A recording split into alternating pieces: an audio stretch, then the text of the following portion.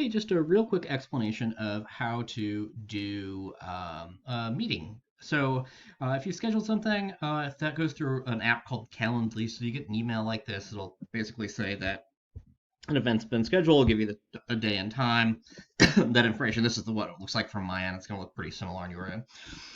The way to access this meeting then is, well, so we know that it's Monday, August 24th at 8:30.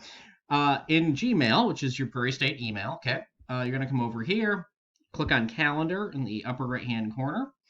And this happens to already be on Monday. If not, make sure it goes to whatever day. And then, oh, here's our appointment, John Q. Student. Okay. And then you'll come over to it.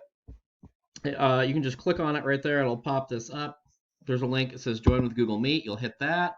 It'll actually open a new window up. It'll look for your microphone, your camera, and it will just automatically load a Google Chat window. Okay, and it'll give you a preview of what you look like on camera. You go, oh, maybe that's just me.